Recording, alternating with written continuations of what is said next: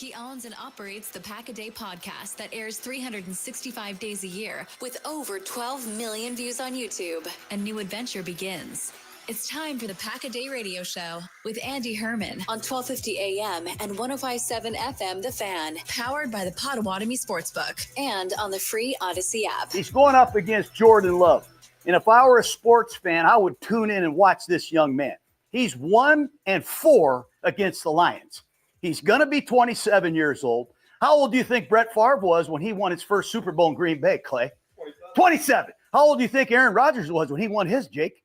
27. And Jordan Love is going to be 27 soon. You can only draft and develop so long. Pretty soon, you got to develop championships in Green Bay, and the pressure's on this kid. Good morning, Packers Nation. It is time to develop championships. Happy Friday. We are back here on the Pack a Day radio show. My name is Andy Herman. We are live from the 1250 AM and 105.7 FM The Fan studios, powered by the Potawatomi Sportsbook. Woo, do we have a show for you today? Brandon Thorne, Bleacher Report, Establish the Run, Offensive Line Masterminds, etc. He's coming up today at 8:20 a.m. Not only that, we've got Russell Brown, Fantasy Pros, and the Lions Wire. We're going to break down Packers Lions with him as well. He's going to be joining around 8:40. So we've got a jam-packed show. If we have some time as well, you're welcome to join. Nicolay Law Fan Talking text line 414-677-1250. Again, 414-677-1250. You can also hit us up over on YouTube. So yeah, really looking forward to today's show. We've got a ton to discuss, including we had real football last night. We had real, actual, important Eagles-Cowboys football, which was like the most football thing ever, where you had a crazy first half, or instead of like halftime separated, first portion of the game, which goes touchdown, touchdown, touchdown, touchdown, field goal, touchdown, field goal, field goal, just scoring all over the place, and ends fumble, punt, punt, punt, punt, punt, turnover and downs, kneel downs. Just the most absurd juxtaposition between one part of the game to the other. Could not stop anyone to save their lives, and then could not score to save their lives. Obviously, had it not been for a Miles Sanders fumble and CeeDee Lamb dropping the ball about 1,000 times, that maybe would have changed a little bit in the second half. But either way, a very Jekyll and Hyde game, to say the least. I don't care. It was so great to have football back. Tommy, I'll welcome you in right away. How did you enjoy that game? And you know what? You know who Dallas could have used in that game? Who's that, Andy? One Micah Parsons. Yeah. They could have used Micah Parsons just a little bit in that game. Yeah, I think that was kind of the running meme, right? Is like they should trade for an elite edge rusher. Like that would really be awesome to this team right now. I loved it, Andy. I thought that Dallas looked better than Philly looking bad. Does that make sense? Right? Like, sure. I think Dallas looked good. Philly didn't necessarily look bad, but Dallas competed with Philly throughout the game. I think the Cowboys, if they had a guy like Micah Parsons on the team, would actually be serious playoff contentions, and maybe still are with a guy, with the team they have right now. Because yesterday, I mean, Philly looked like they didn't really miss a lot of beats either from last season to start that game. Run the ball down your throat. They're going to get in the red zone. Jalen Hurts is going to find his way into the end zone after that. And really, Dallas was competing the whole entire game. They covered the spread, Andy, on top of it, too. Everyone kind of thought they were going to get pounded during the game. I thought Dak Prescott would have a little bit better of a day, but like you said, I mean, CeeDee Lamb, dude, you should come play for the Packers. Like, you'd fit in perfectly with that performance yesterday. Yeah, I'll say I thought Dak was fantastic. I know the box score doesn't look good, but if CeeDee Lamb doesn't biff three or four passes, I mean, how do his numbers look there? There was also a few pass interference penalties. Dory Jackson, they attacked him all day long, and I thought Dak was really bold throwing the ball. He was aggressive. He was attacking downfield. I thought he was really, really good. And obviously, you have to win the game at the end. But how the CeeDee Lamb play, especially the deep post that Lamb goes right through his hands. And then right after, I know it's a really difficult diving catch on that one, but that's still, if you're paying the guy, to be the top 3 wide receiver in football, that's exactly what you're paying him for, is to go make that type of play. A really rough day for CeeDee Lamb. I think if his wide receivers pay it off a little bit more, I think Dak has a box score that looks phenomenal yesterday. So I really liked how he played. But to your point, there were a couple things. I thought Philly's offense looked really good. A little bit of like AJ Brown didn't even get going in that game, but other than that, you can tell they're still going to be a very potent offense for Philly. I thought the Phillies defense, now Jalen Carter gets, kicked out of the game on the very first play. That which was is crazy. Insane. That was insane. Yes. But outside of that, I thought their defense definitely looked a little bit like you could attack it a little. Dory Jackson's definitely a weak spot. They didn't have the same level of pass rush. And now, again, Jalen Carter's out, so let's use that caveat, but nowhere near the same level of pass rush, I didn't think. So I thought there were a couple weaknesses in Philly's defense. On the flip side for Dallas, again, their offense, if CeeDee Lamb just catches they'd probably beat Philly, and I think their offense looked really good. I didn't think Dallas's defense, and I mean, again, obviously the meme is Micah Parsons, but you're paying guys like Trayvon Diggs and Bland in the secondary, and those guys are predicated on you being able to get to the passer so that they can use their incredible ball skills to get their hands on a few. With no pass rush up front, it doesn't matter what kind of secondary you have in the back end, and they just didn't feel like they had that guy. I thought Kenny had a nice first day in Dallas. He had that. I don't know if they gave him credit for a half sack or not, but certainly had that pressure and half sack on that one, or at least was involved in that one. But outside of that, I thought he was fine. But they're going to need somebody now.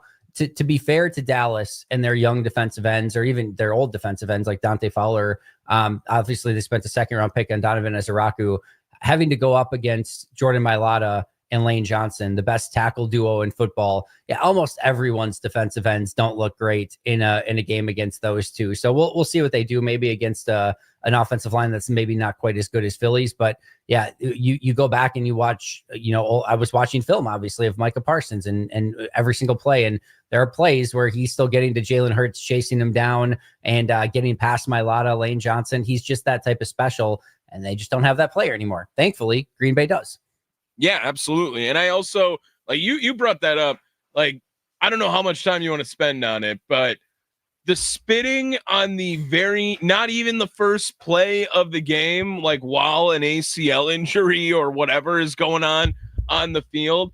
I thought that last season, the opener where it's Chiefs, it's Ravens, Isaiah Likely's having the game of his life, and the crazy play at the end where his foot is one size too big, pulls his Kevin Durant right there. Like, I thought that was going to be tough to top. I mean, Spitgate is crazy, Andy. Like, because now there's multiple angles, and it was Dak Prescott as well doing the same thing to Jalen Carter. You're not buying that he just was spitting on the ground, not spitting at Jalen Carter? No, I'm not. Absolutely not. I will say they did a great job of me. Like, okay, now I was like Team Cowboy to start the game. And then it comes out later, like Dak's also spitting. And then I was like, okay, great. Like, all things are restored. I do not like the Cowboys either. But like the level of disrespect it takes to spit on someone, Andy, I can't even wrap my brain around it. And if Jalen Carter did it to me, like, I would probably knowingly go get my butt whooped. But like, you got to start. I can't believe there wasn't more, and they were fighting the whole game on top of it. But like, that would have just blown everything up. I'm sorry. Did you say probably get your butt whooped? Yeah, you're holding out some hope here. You're holding out some hope that you got something. You can't go into the fight with zero hope. I would guess I lose. Yes, I would guess. But like, I'll go after his knees. I don't care. Like, whatever it is, I'm scrappy, man. I'm telling you, if someone spit on me in a game, my brain would be going completely different. Like, that was insane to see that before we even saw a handoff to a running back. You would have been better off in those situations being the guy on the ground tearing his ACL or whatever it ended up being. That would have been the better opportunity for you, rather than getting in a fight with Jalen Carter. I'll just put it that way. And the crazy thing is, first of all, the league, find something you love as much as the league loves emphasizing a brand new rule to start every single season that nobody asked for whatsoever. I mean, are you kidding me? The guy flexes and you're going to give a 15-yard penalty. There's too much taunting. Shut up. Like, these are gladiators out on the field that are out there for our entertainment. And they're out there being entertaining, and you're going to give them penalties, because that's what people want to be entertained by. 15-yard penalties because somebody was celebrating because they made a big play. Give me a freaking break. But they literally go out of their way all offseason to basically say, hey, we're not going to have any taunting. We're not going to have any like, we want sportsmanship. Sportsmanship's the name of the season. And in before the very first offensive or defensive play takes place, Jalen Carter hawks a loogie right in Dak Prescott's face. So that, they're going to definitely set an example. You knew they'd set an example. They kicked him out of the game, and now there'll be a huge fine on top of this, I'm sure, as well. So we'll see if anything happens with Dak. If they do give him anything, my guess is not. I think he's going to get off scot-free on this. I don't think he's going to get a fine. I think he has plausible deniability that he was just spitting on the ground and not at Jalen Carter, but we'll see. It'll be interesting to see how the NFL mitigates that one. I want to get into some of our predictions because we don't have a ton of time here right away. And I want to get, first of all, before we say that, Packers injury report, really good yesterday. Everyone practiced. Nate Hobbs was back. Jaden Reed was back. They're all limited in some capacity, but literally everyone practiced for Green Bay. So that is huge. But let's get into our predictions for the season, Tommy, because I think this is a ton of fun. We'll go through these relatively quick. But I'm gonna put you on the spot on a couple of these as well. For we're gonna do Packers ones first. We're gonna go through these kind of lightning round. Okay. All right. So your MVP for the Packers this year. Edgerrin Cooper. Ooh, all right. I have Jordan Love. I still think he's going to be the most valuable Packer, if you will. I think he's going to have a really good season too. So I'm going Jordan Love. All right. Offensive player of the year.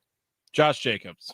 Same. We're in lockstep there. I just think he's going to get the biggest, opportunity to carry the rock a ton, get the ball a ton. So we're definitely on the same page there. Offensive rookie of the year is easy. It's Matthew Golden. We don't need to have a debate there. Got it. Defensive rookie of the year is a little bit more interesting. It's basically Barron Sorrell or Warren Brinson, unless Colin Oliver comes back and does something maybe in this year Stackhouse.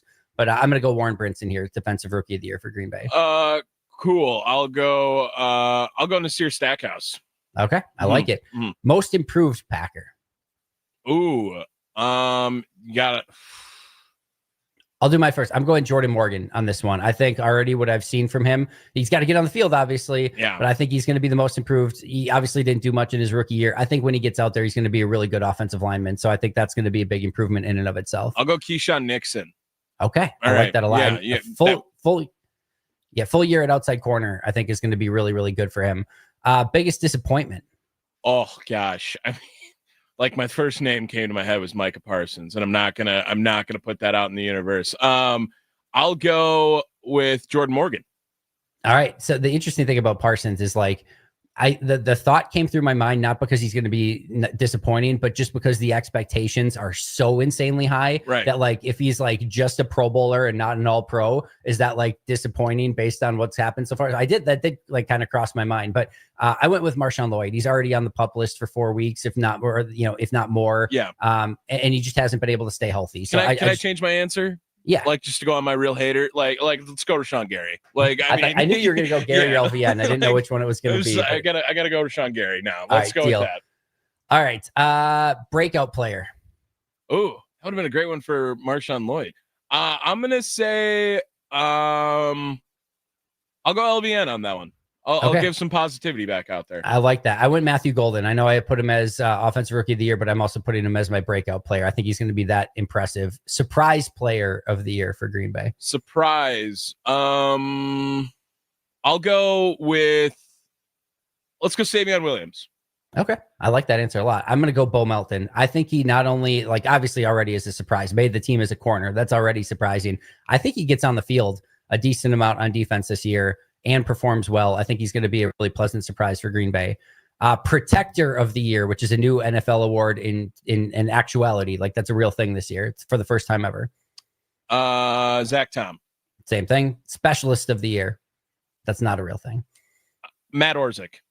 I love that. I'm going Bo Melton. I'm doubling up on Bo Melton here. I don't pick kickers anymore. Daniel Whelan, by the way, does get an extension yesterday. Should mention that as well. So great to have the battery of Orzik, Whelan, and McManus now all signed 2 contract extensions. So they should be the trio of specialists for the foreseeable future.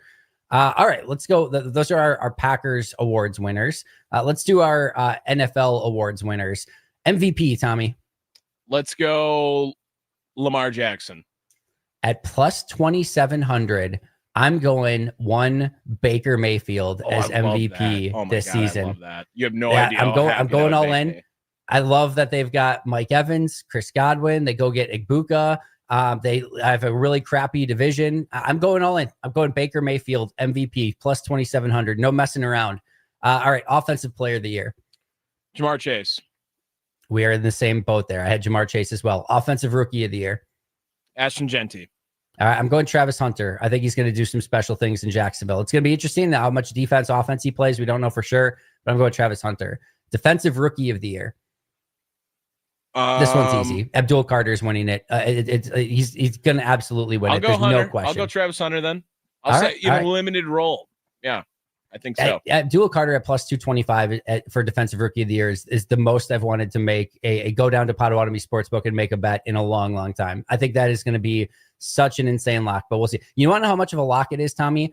My Defensive Player of the Year, Abdul Carter. No. I'm doubling up. I'm going to say he's doing Defensive Rookie and Defensive Player of the Year. He's going to tear it up because you've got Brian Burns on the other side. You've got Dexter Lawrence on the middle. Carter is a freak. He's going to get after the quarterback a ton. I'm doubling up. Double Abdul Carter's here. Okay, I'll take Edgerrin Cooper then. I actually thought of this. Mm-hmm. I had him down. He can't be the MVP of the Packers and not be in discussion of Defensive Player of the Year. I legitimately had that down of I think he can get in that conversation this year. I know that's an insane expectation, but he was actually my first answer. And then I changed it to Abdul Carter. Comeback Player of the Year. Who was hurt last year? I don't even know. The two favorites are Dak Prescott and Aiden Hutchinson. I went with Aiden Hutchinson. On this one. I think it'll be Hutch. Yep. Coach of the Year is the one I struggled with the most. Ooh, who's a good rookie coach out there right now? Ben Johnson is the favorite here for Chicago. I'm not going to do that. I'm not going to can't do it either. Let's go Aaron Glenn. Okay, that's another one. Yeah. I'm going to go Liam Cohen, another rookie coach over for Jacksonville. I'm going to go with him. Assistant Coach of the Year. Oh, gosh. Rich Bisaccia. I don't know.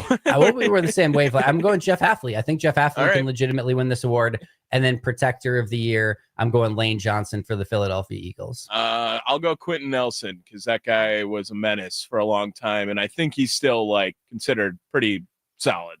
All right. I mean, I'm going to go lightning round through my my playoffs here. I have I went pretty chalk for the playoff teams. Division winners, Bills, Ravens, Texans, Chiefs. Playoff teams, Broncos, Bengals, and Chargers, or wildcard teams, I should say. In the NFC, Eagles, Packers, Buccaneers, and Rams win their divisions, with the Lions, Vikings, and Commanders getting wildcard spots. My AFC Championship game, Ravens over Broncos. NFC Championship game, Packers over Buccaneers. Super Bowl, Ravens over Packers. I'm sorry, don't kill me. Super Bowl MVP, Lamar Jackson. Packers go 12-5. Beat the Commanders, Rams, and Buccaneers in the playoffs, ultimately lose to the Ravens in the Super Bowl. Matt LaFleur and Goody get extensions. Jeff Hafley takes a head coaching job with the San Francisco 49ers after Kyle Shanahan fails to make the playoffs this year. Okay. All right. Well, I'll go AFC division winners. I'm going to go Bills, Chiefs, Ravens, Texans. Wild card teams, I'm going to go Broncos, Steelers, and Jaguars. I like that a lot. Yeah. And then NFC? NFC, I'm going to say Eagles. I'm going to go 49ers. I'm going to go Packers and Buccaneers for the division winners. For the wild card, let's just do it. The whole NFC North makes the playoffs. I thought about that as well. I thought about doing that as well. Who's your Super Bowl winner? Oh, gosh, I hate this on week one. I'm going to go, let's say Packers over Bills. Why not? Okay, let's do it. I can't ride with Lamar Jackson's wave anymore, Andy, until he just proves me wrong. I've tried to say this is Ravens year, and it just doesn't happen. Maybe the Ravens beat the Chiefs in the playoffs, so then Josh Allen doesn't have to play the Chiefs, and then the Bills beat the Ravens in the AFC Championship game. I could easily see that happen. That's my it's gonna be fun. Off the dome, map it out. It's going to be fun. We've got football back. There is so much to get into. We're going to be joined by Brandon Thorne here momentarily. Football Talk in the Fan is presented by Paramount Plus. You can't count on much these days, but you can always count on Sundays with the NFL on CBS and Paramount Plus. Watch your local NFL game live every Sunday on CBS and Paramount Plus all season long.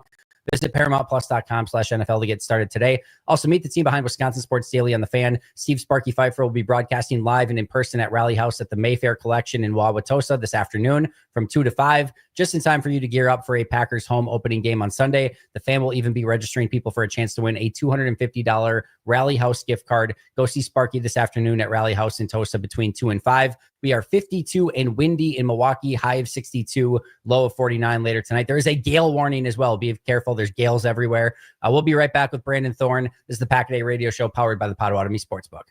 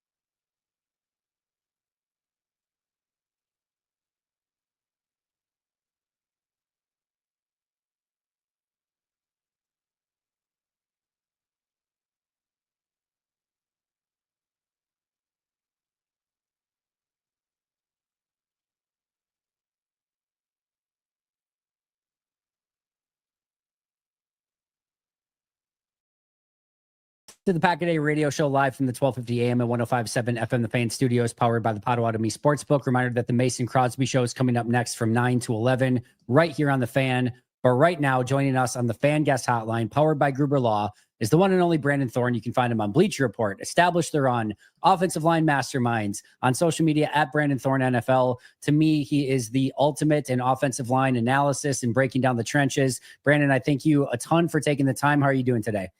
I'm doing really well. Thanks for having me. Excited Yeah, to be you here. bet.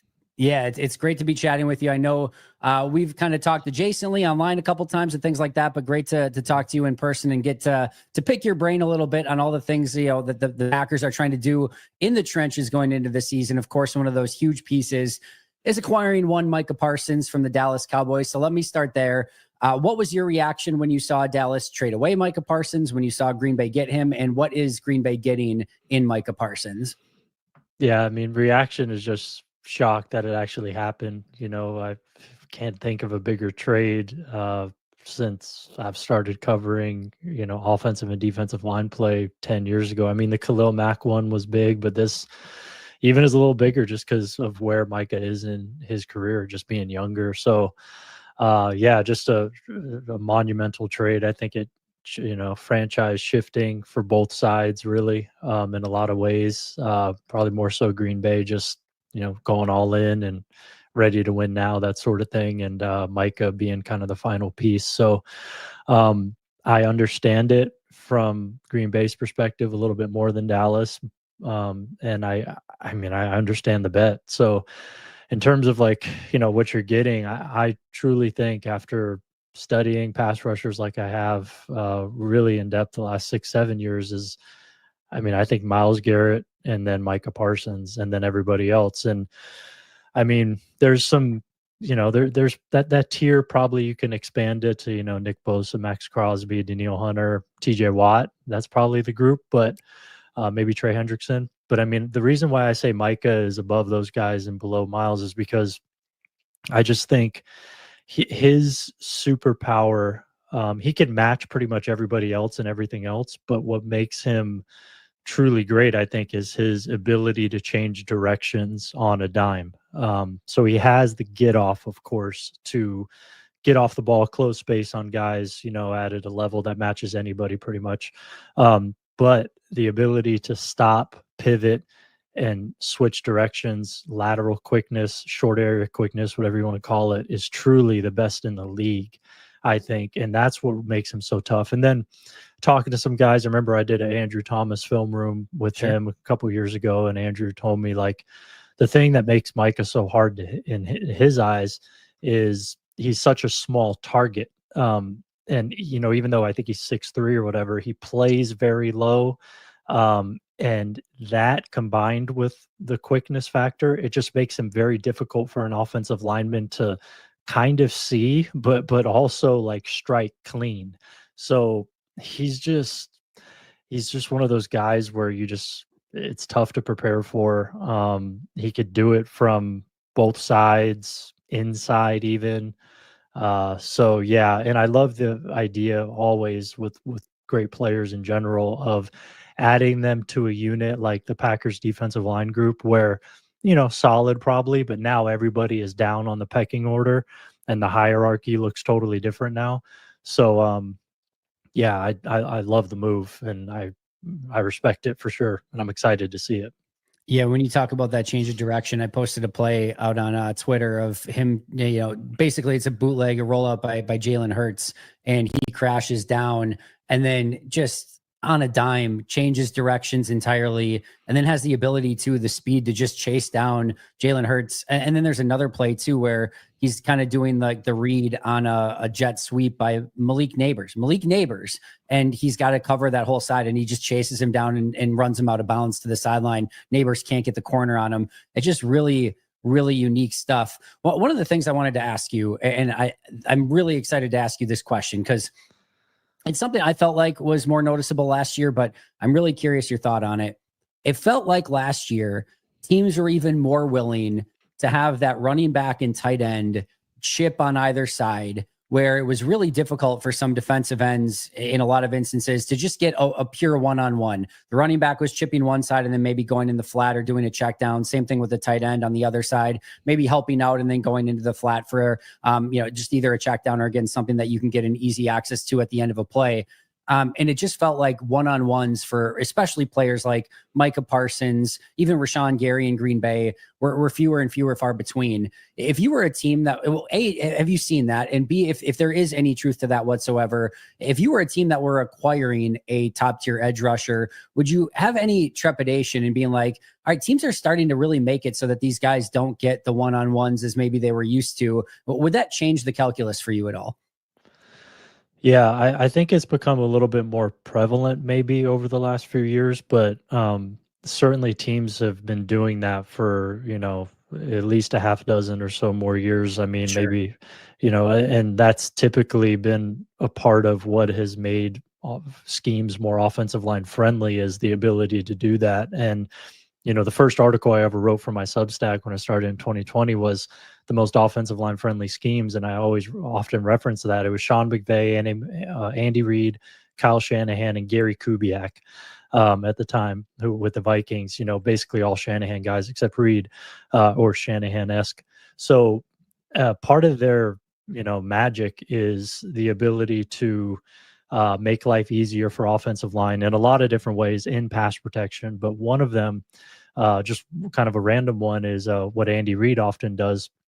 It's called a squeeze formation, which is basically a condensed formation where you either have the tight end split out a little bit or a receiver, on a cut split, like pretty close, fairly close to the tackle. And that just sort of reduces the room for the edge rusher to operate. So they're a little bit more confined off the ball.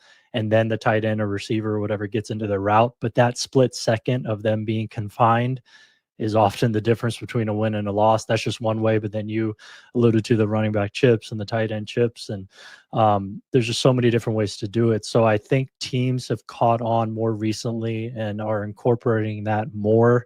I often do see it, though, with Shanahan tree guys, Reid, Ben Johnson's a master of this, Kevin O'Connell, all the top offensive mind type guys, they all kind of do this. And I think it's a tall tale sign of, a really shrewd, good offensive coordinator. So anyway, yeah, I mean, I do see it more. I think that's an important thing to talk about. As far as if I would maybe shy away from, edge rushers or something based on that, I think if you really want to get into it, like, I think you need to look at, okay, what is the construction of my defensive line? Who else do I have here? How, that'll lead to how well can I maybe scheme up certain matchups as a defensive coordinator? What does my schedule look like? What does my division look like? Who am I playing? All those sorts of things. So that all would factor into it. So generally, though, I would say no, because I just want great players, just like, I'm never going to shy away from Micah Parsons. I don't care if every team is, great at scheming up stuff and protection. Of course you take Micah, and I think you do give up what they gave up to do it still. So yeah, to answer your question, like, no, I think if you have a defensive coordinator you're confident in, there should be, that's the beauty of football. Like, there's counters to counters, and it's the whole chess game. So yeah, there's ways around it, but yeah, that's a good question. And I think the beautiful thing too is with Micah is you can line them up in a lot of different places. So it Right. makes it a little bit tougher too, and mitigates some of that, where even if they do want to chip or have a tight end help, he might be inside, he might be over the center, he might be double A gapping. There's just a lot of different things that you can do with it. It's not TJ Watt who's over the right tackle 90% of the game. Yeah, very much so. Yeah, it's very different. Very much so. I want to ask you about a couple other players, because while Micah Parsons is obviously taking a lot of the oxygen right now, understandably so, they were not the only players in the trenches that Green Bay acquired this offseason. I want to ask you first about Aaron Banks. He was a big offseason addition for Green Bay. I think Packers fans don't have a great feel for Aaron Banks yet. He had some back injuries during training camp. Was a little bit up and down during camp. It doesn't mean anything anyway. It's just training camp. Didn't really play in preseason. So I think there's still a lot of question. They give him this huge deal to bring him over, be the starting left guard. What have you seen from Aaron Banks, and what did you think of that contract for him?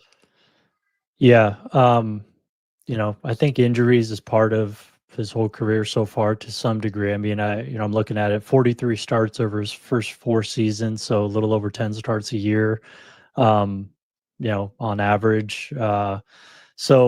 He's been dinged up consistently, broken finger, concussion, MCL, you say back now. I mean, so like that's always kind of a factor. You're probably going to get, 12 to 14 games, which is, okay, but it would be more okay if he was just a better player, frankly, like in my opinion. I think he's, um, when you're stacking the 32 left guards or the 64 guards or whatever, he's fairly low. I mean, I think he's below average. Now, if he's your fourth or fifth best starter, that's fine. But, with the construction of this offensive line, I mean, you're looking at him being probably your third starter, after assuming Elton Jenkins is going to be Elton Jenkins and Zach Tom is Zach Tom, Banks is probably your third guy in terms of the pecking order. So that is a little rich for me in terms of the deal, in terms of maybe what you're expecting, generally speaking. But then what makes it a little bit more palpable to me is the fact that it's Green Bay and the scheme is extremely offensive line friendly, through all the different bells and whistles and sorts of things that, Matt LaFleur does. So that makes it a little easier to justify, but still, like, I'm a little skeptical that he's going to live up to that contract, to be honest. But yeah, and the reason for that, like on the field, watching film and all that, is because I just think he falls off blocks a little bit too much late in the rep. Kind of loses control, loses leverage. He plays high. Not the best athlete, but he's big, heavy hands, can cover up targets initially in the run game on like angle drive, down blocks, double teams initially, like, can get good position on guys and create creases. But, longer developing plays, whether in the run game or pass protection, when guys are able to string moves together, utilize counters, all that sort of stuff, it falls apart pretty quickly for him in terms of losing control of his man. But again, like those instances, especially in pass protection, don't necessarily happen a lot in Green Bay. I know Jordan Love does love to extend and all that. So, but yeah, so it's going to be interesting to see. He's coming from a Shanahan scheme, obviously, where I think he was helped already. So I'm just kind of expecting him to be at the level that he already was at. Yep. And to me, that's a little underwhelming for the contract that he was given. But I wouldn't say it's egregious or anything, but just maybe a little bit of an overpay, in my opinion. Little rich. I think that certainly seems to be the consensus opinion on that for sure. And I'm glad you brought up the falling off blocks things too. It was remarkable how many times on tape you would see him get to his spot, have the guy, and it feels like he's just going to win the rep, and then the other player just wins it. And it's like you did everything leading up to that point, just find a way to finish it off. And unfortunately, there was just not enough of that. So that's going to be something hopefully they can improve in Green Bay as well. We're being joined by Brandon Thorne, Bleacher Report, Establish the Run, offensive line masterminds, as well as on social media at Brandon Thorne NFL. The other one I wanted to ask you about was Anthony Belton. They spent a second-round pick as well. It almost seems like the same conversation sometimes of like the player, a little bit rich, some technical things to work on, but I'll let you take the floor and what you saw from Anthony Belton. Yeah, I mean, based on, my evaluation coming out of college at NC State, and, I don't remember exactly what my grade was. I want to say fourth round or so. But so, yeah, a couple rounds early, in my opinion. Yeah, I just thought there was more unrefinement there, just a little bit of kind of a wild play style, I would say. I mean, I hate using this term. I don't want to tag him like this, his whole career or anything, but a little bit of a loose cannon in some ways. Of course, at NC State, got kicked out of that game because he spit in the dude's face. And then just when you study his film in college, like I love a great finisher, a nasty offensive lineman, but there's a fine line that you got to find when you're playing that style, and you got to know when to pull back. And with Belton, there's been several instances where it's like, oh man, that's just a little much. We saw it even in preseason. I highlighted that one clip, and so that's just something that I think it always go back to like, okay, would you rather have to push a guy to go finish somebody, or would you rather have to reel him in? You'd rather have to reel him in. So I think that's important to say. Like that's like kind of good in a way, but years of it in college, now early on as a pro, like, okay, we got to start seeing some improvement there. Be physical, be strong, unleash your power, but find that line. I think Elton Jenkins is pretty good at that. So, I think that'd probably be a pretty good influence in that regard. But yeah, I mean, he's a big, powerful, well-built guy. He looks like a high round pick. I think, he moves that way in spurts. But I just think technique wise, it's just a little unreliable. We'll see how quickly they could bridge that gap, or he could bridge that gap in this system and stuff. It's a great system, obviously, good situation, not a lot of pressure on him right now, all that sort of stuff. But to, spend a second round pick on that seems like a little high to me, but I mean, I guess we'll see. Yeah, I think they saw the talent, the size, the athleticism, and are hopeful that they can teach the teachable things, and that he has the non-teachable things in some of those traits. And to your point, yeah, we saw that personal foul already in preseason, and basically to a T, we saw a very powerful player, somebody that has the ability to drive some players into the dirt and just into the second level, but also very unrefined with his technique, and is just going to take a little bit of seasoning, to say the least. A couple other questions here before we get you out of here. Again, Brandon Thorne, find him on Bleacher Report and on social media at Brandon Thorne NFL. Where do you rank this Packers offensive line? You've got Rasheed Walker, Jordan Morgan kind of at left tackle, Banks at left guard, Jenkins probably at center, Sean Ryan right guard, Zach Tom right tackle. Then, of course, Anthony Belton. They just got Darian Kennard from the Eagles as kind of those next guys up as well. How do you view this in comparison to the rest of the league? Yeah, so for my rankings for Establish the Run, do my top 32 every year, I have them 12th. So that's in the third tier for me, which is solid. So 12 to 15 somewhere, so slightly above middle of the pack, above average, is kind of how I see it. I just think if everybody's healthy, I think you have a solid starting five with solid depth. So in addition to that, being in this sort of system and this scheme with the track record of putting guys in good positions with solid players, largely, I just think, it's probably above average. It's all going to kind of net that. So that's how I see it. I mean, it's not like an overly like I don't have a lot of optimism that they're going to be like a difference making unit or anything. I think there's some potential for the floor being a little lower than 14, 15. This is probably as high as I'll go on their ceiling, if I had to bet. But yeah, that's kind of how I see it. It's certainly a line that you can win with, and I'm not like concerned about it or anything like that. So yeah, that's how I see it. I think it's a very fair evaluation. Then before we get you out of here, we got about 30 seconds. Just in general, what do you see as the expectations for the Packers this upcoming season?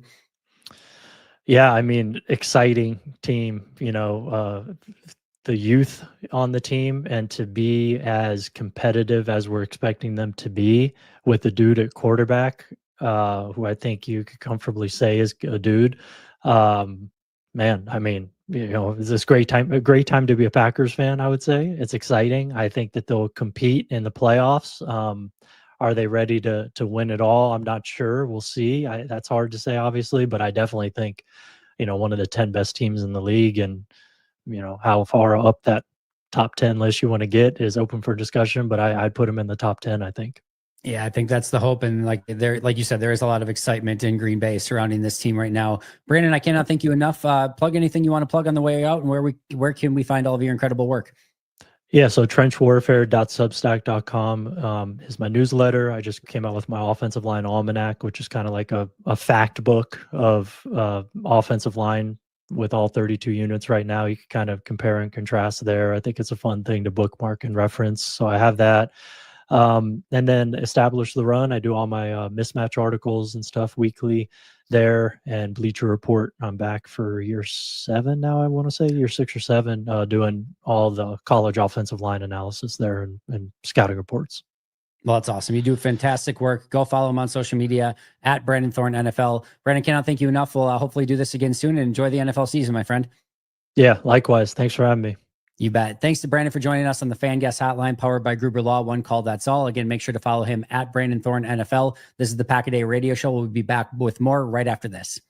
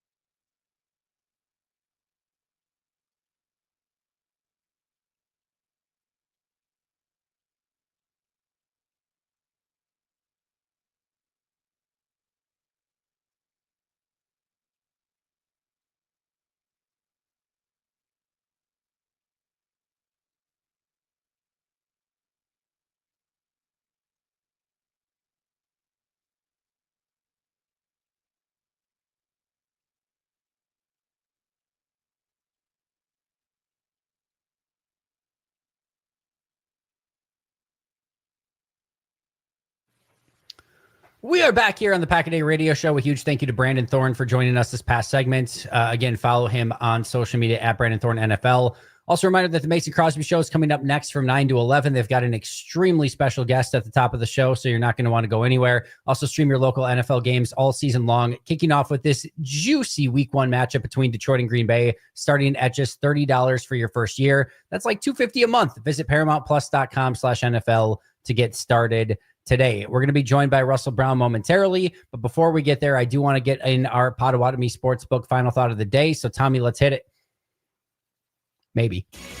There You got to do some smart thinking. It's time for Andy Herman's final thought of the day. What are you thinking? Powered by the Potawatomi Sportsbook. What the hell were you thinking? You're listening to the Pack a Day Radio Show on 1250 AM and 105.7 FM, The Fan. All right, Tommy, we've got Packers, Lions coming up Week 1. Time to get our predictions in. We did a lot of predictions already today, but who do you got for this specific game? I mean, you got to go Green Bay Week 1, right? Come on, it's Week 1. Like they got the 2-point favorite going into the game. Micah Parsons get a sack, do something, look cool. Got to go Packers Week 1. After that, homer picks are out the window. You got to go Green Bay Week 1. Yeah, I'm right there with you. I'm taking Packers Week 1 as well. I'm taking them by 1 over Detroit in what I think could ultimately amount to one of the games of the season. Say it's something like, let's say 28, 27, 27, or 27, 26, something wild like that. Packers get a wild win, 1 point. I'm going to say Brandon McManus kicks a field goal at the end to win it and get them the 1 point victory. So it's going to be a close one. I'm really, really excited for this one. What do you got for keys to the game in this one, Tommy? Ooh, I think that Josh Jacobs is going to need to get right next to 100 yards in this game. I think that establishing the run is going to be something that Green Bay is going to be super hyper focused on this year, even more so than in years past. I think Josh Jacobs is going to be the guy on the offensive side. And I don't know. I think I would like to just see the snippet of what Tucker Kraft could be by the end of the year too. I think that's another one. Like when I point to a key to the game, maybe like a 5-catch, 60-yard, 1 touchdown day out of Tucker Kraft, something along that. Like if he can be a real valuable weapon type guy, I'm looking forward to the Tucker Kraft season this year. And I think that it starts with the divisional games. And Andy, like you got to match your division win total, like in Week 1. That would be awesome if they could do that.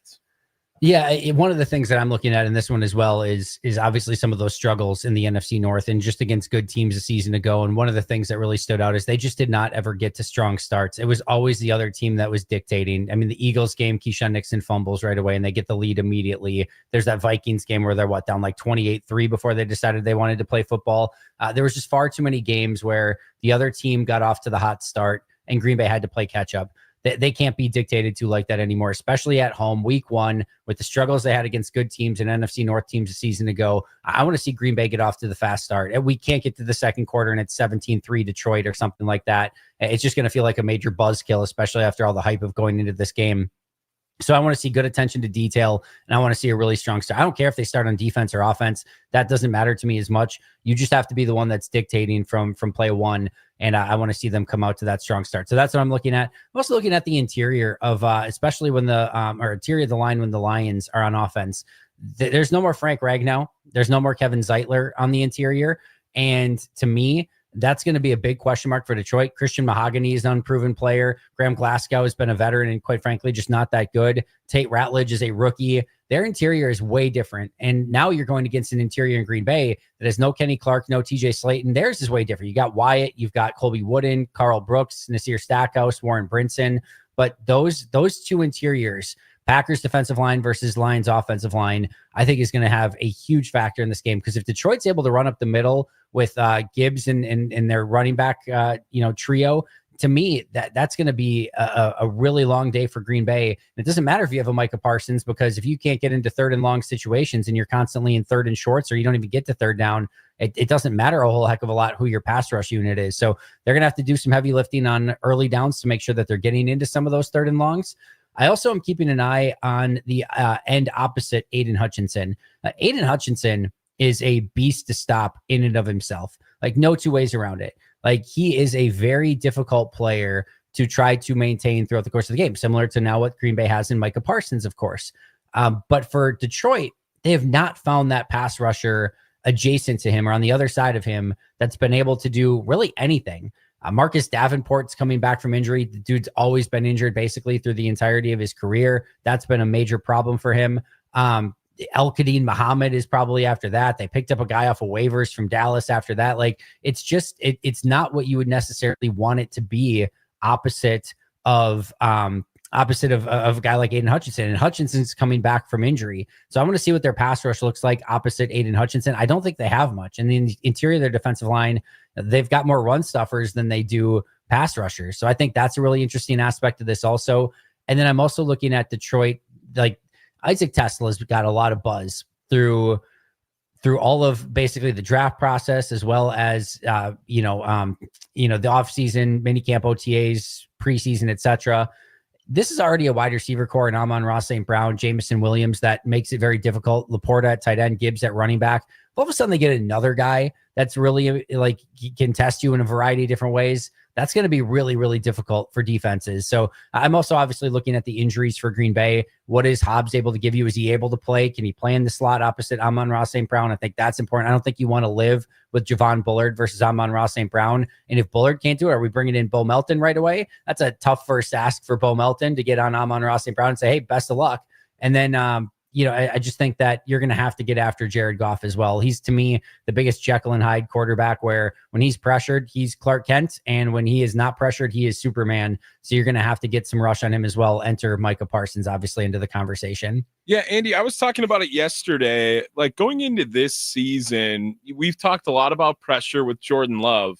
Like, does Jared Goff feel like just as much, do you think, a little bit too? I mean, this is going to be the first season where it's no Ben Johnson, no Aaron Glenn. And on top of it, we talked about it with John Morton being the new offensive coordinator over there.